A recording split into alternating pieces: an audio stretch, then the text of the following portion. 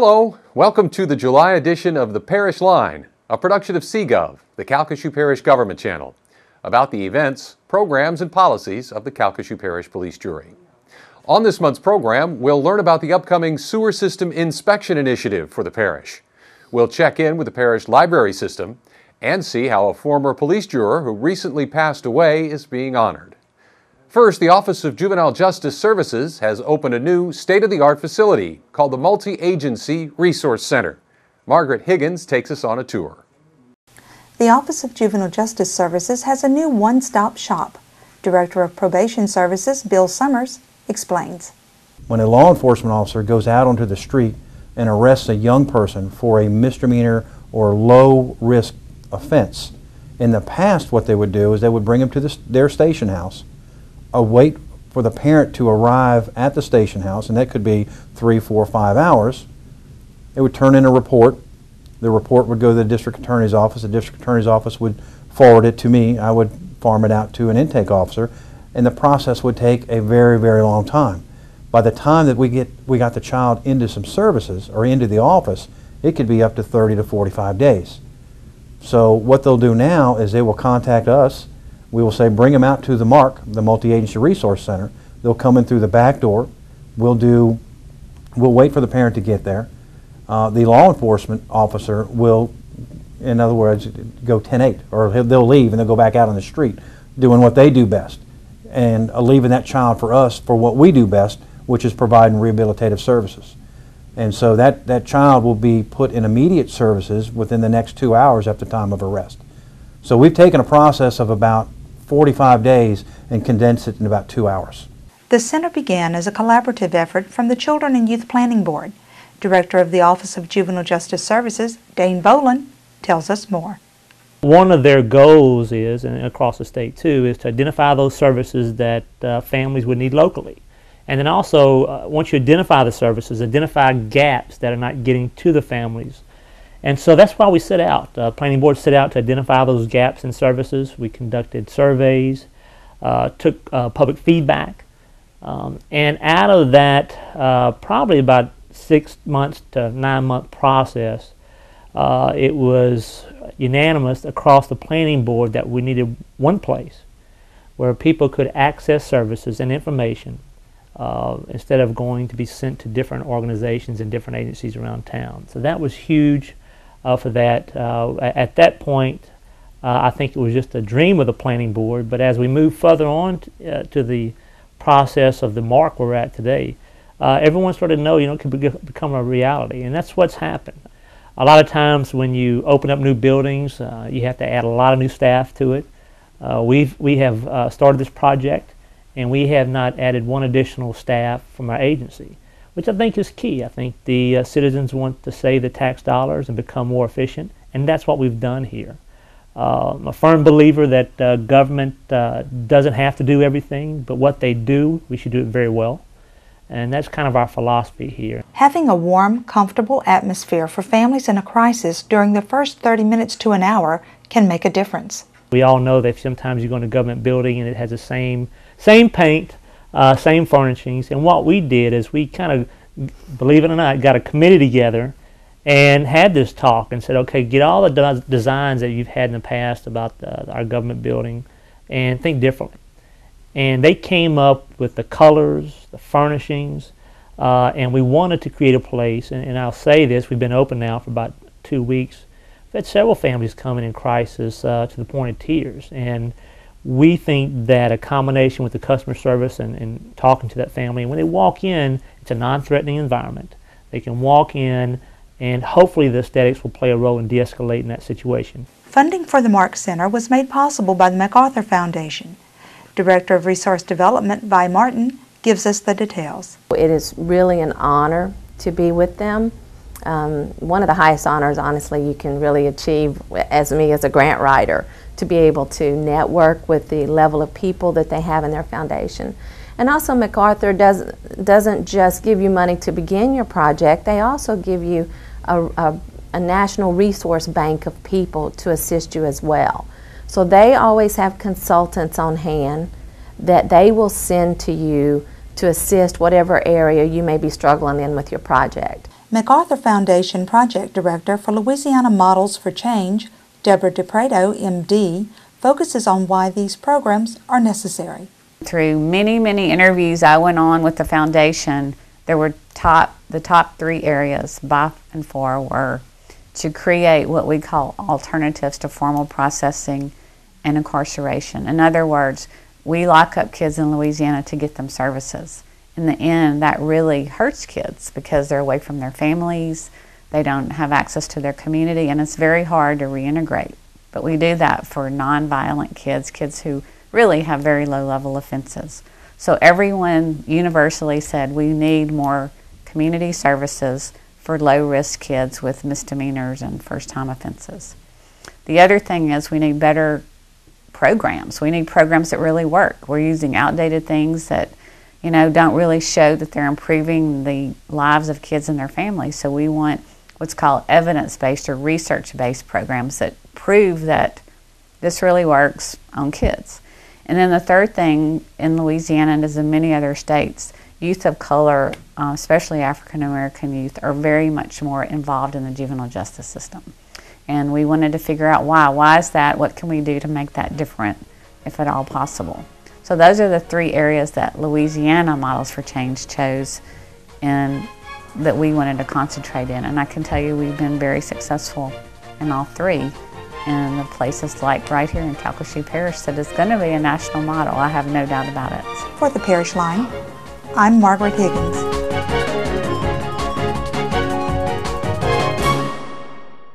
For more information on the Mark Center, call 721-3971.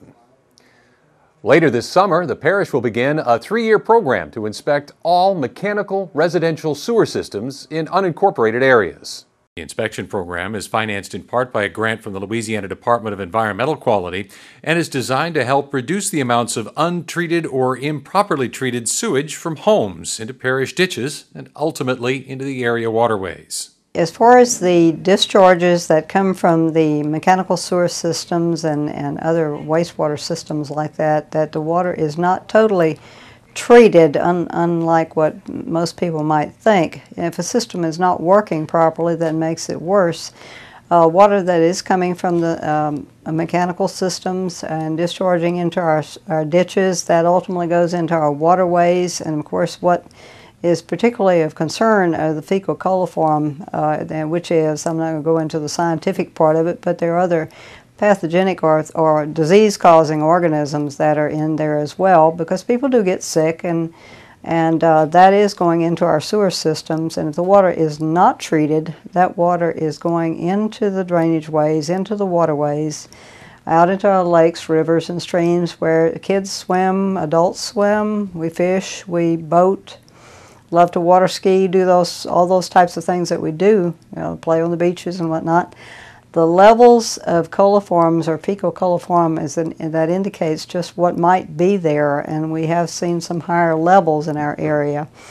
And that is probably the primary the concern as far as from a not necessarily environmental, but also the primarily public health issue. Some of the problems that we're having is people are just not maintaining their system.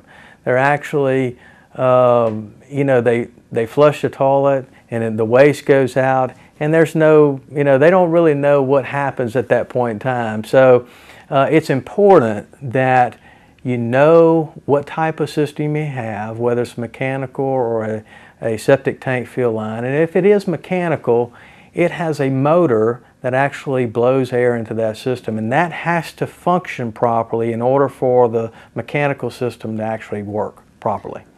Over time, through history, I guess I would say that if water is not treated properly, once it's discharged from our houses or our homes and places of business, that's caused outbreaks of disease, whether it be cholera or dysentery. I mean, that's where let's go extremes, but it can be possible, and it may be possible that could take place. So we certainly don't want that to ever happen again.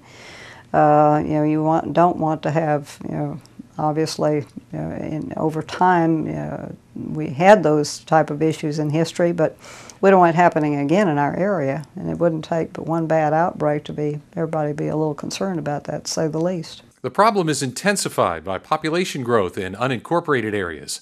Studies estimate as many as 30 to 40% of all mechanical systems in use are not working properly, so the police jury has implemented the inspection program.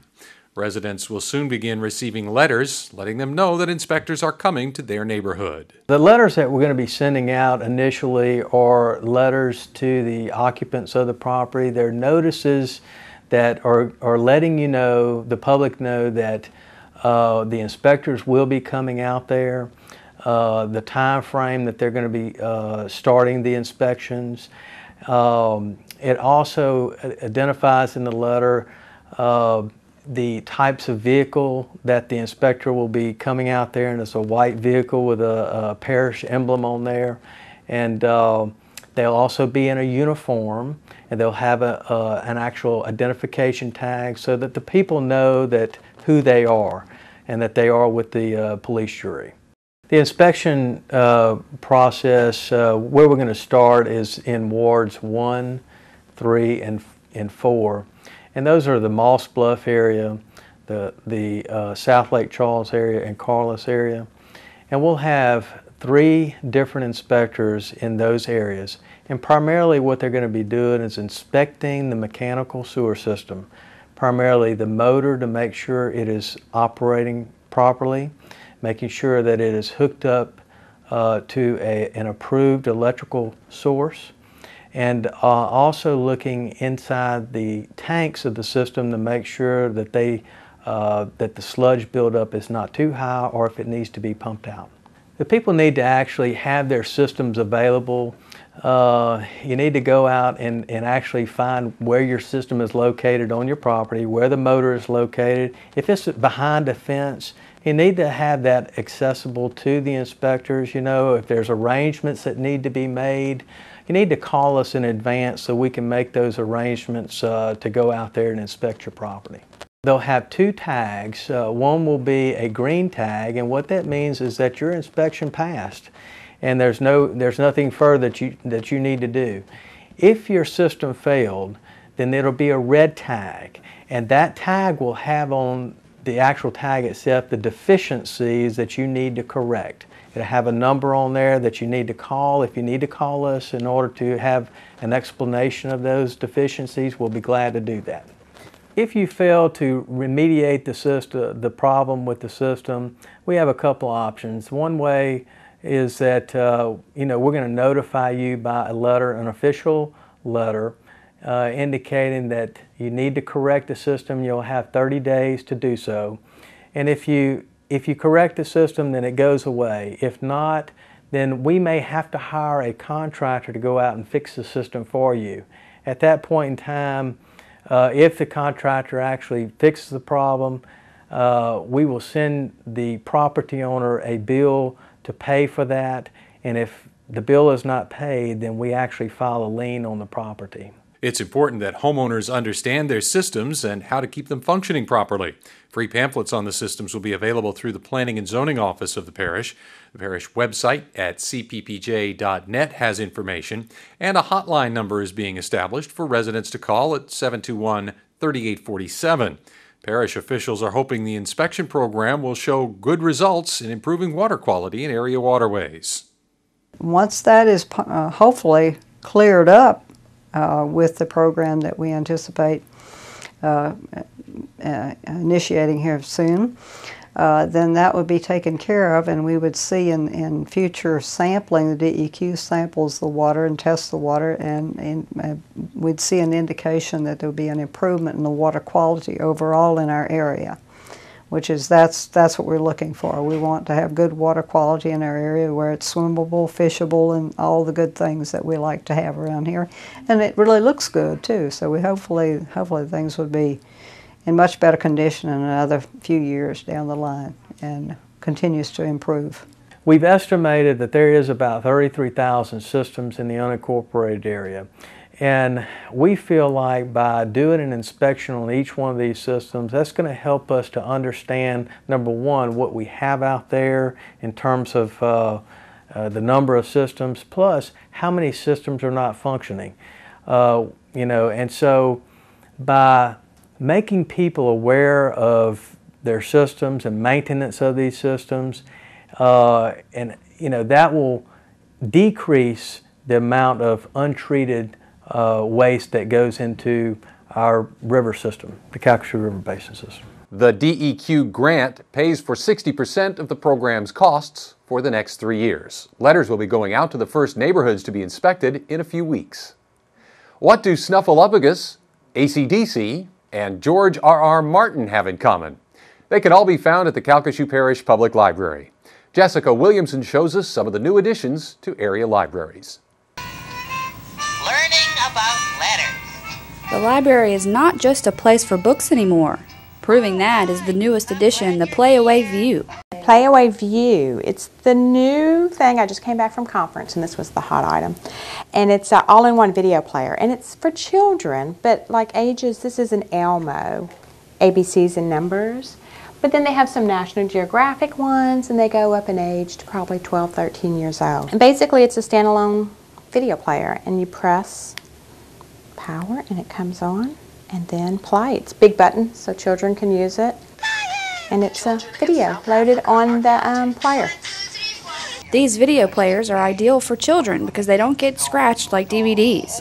They're sized for small hands and they're designed to withstand drops. The Playaway View is also perfect for parents. There's a built-in headphone jack so kids can watch and listen quietly. They can rewind or fast forward, volume goes up and down. They can use earphones if they want. There's a plug for earphones and it comes with a charger.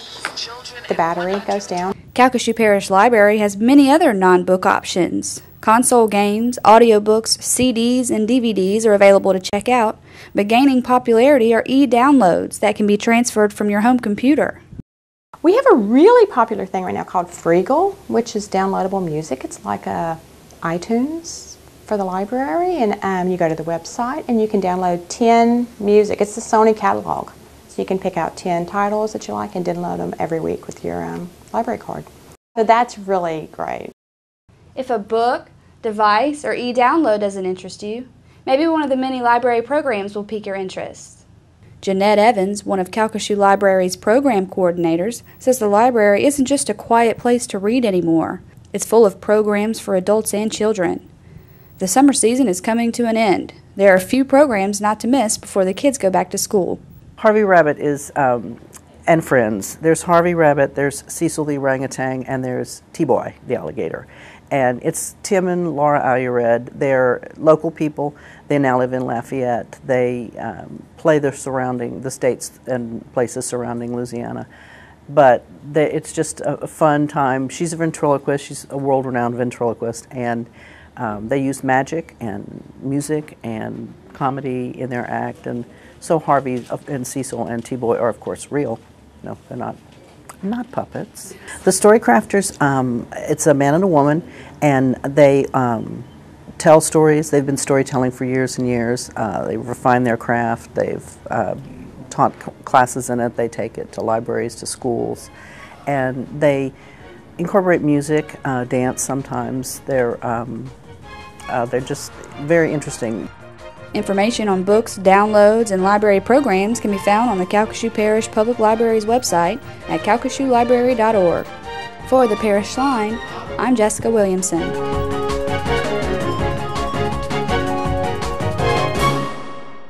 The Playaway Views are now available at Central and Sulphur libraries. The library system also just received state-funded laptop computers that will be available to check out soon. The police jury has once again been successful in securing funding from the federal government for a new housing program. Molly Morgan has the details. A new grant program will soon be available to residents who are on the parish's waiting list for Section 8 housing assistance. Calcasieu Parish Assistant Housing Operations Manager Albertha Chavis explains. Tenant-based rental assistance program offers rental assistance to families that are low and moderately low income households. And it's a program that's funded with through a federal grant, and that's been provided to the Louisiana Housing Finance Agency, and we're partnering with that agency. This program is open to certain families who are already on the waiting list. It'll affect families that are elderly, disabled, and homeless. And now we're not taking any applications for this process. Families will be pulled from our current Housing Choice Voucher waiting list. This grant program will be available for just 1 year with approximately $185,000 available. But families must meet certain qualifications. A family will qualify for this program and be eligible for the program if they meet the 80% of the local area median income. For an example, if the area median income for a two-person household is $30,000, the family would have to have at least $24,000 of gross annual income to qualify, or less to qualify for the program. Residents who are on the waiting list will have to bring several forms of ID. They have to have picture ID, Social Security card, birth certificates, and they have to attend a housing choice rental workshop that's going to be offered through this department with Ms. Deborah Tate. And that's basically it. And if they qualify from there, then we'll offer them a coupon to go out and start looking for housing, and they'll have 60 days to find a unit. For more information about the grant program, contact Albertha Chavis at 337-721-3577. For the Parish Line, I'm Molly Morgan.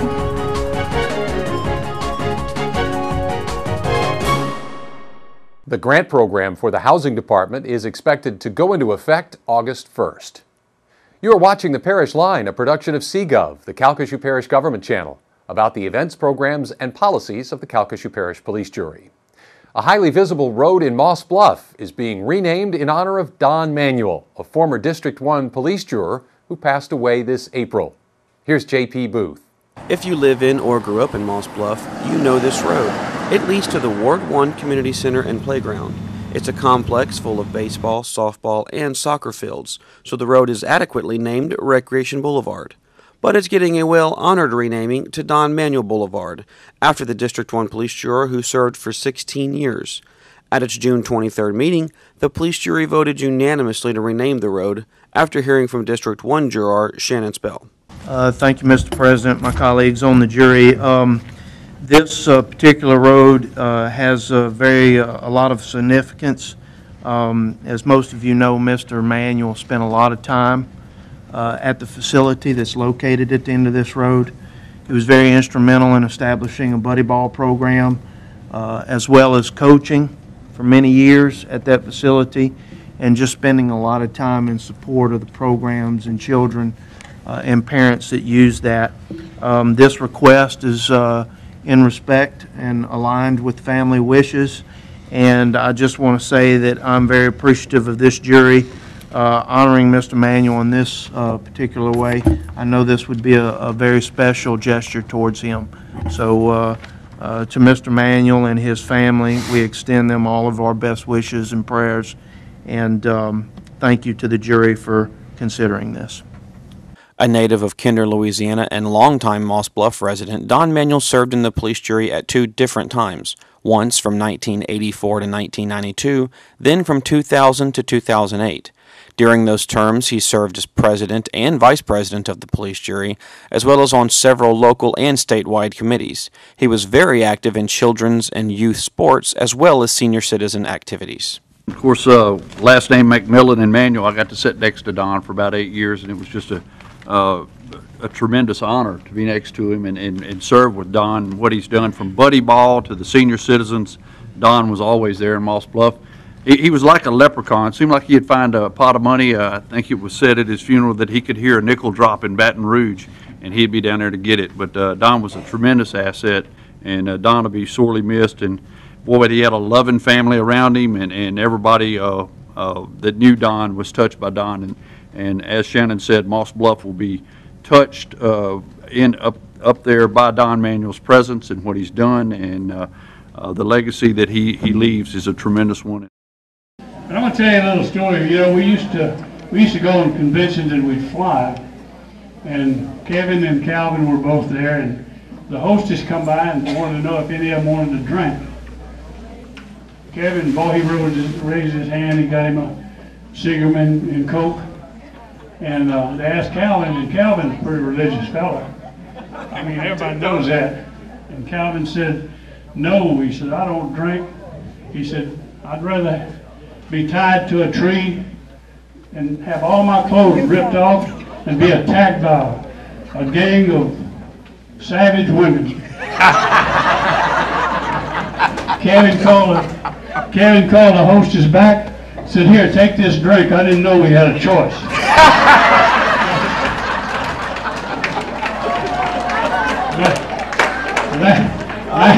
Laughter is good for the soul, and we'll get back to our program, and thank you all for coming. For the Parish Line, I'm J.P. Booth.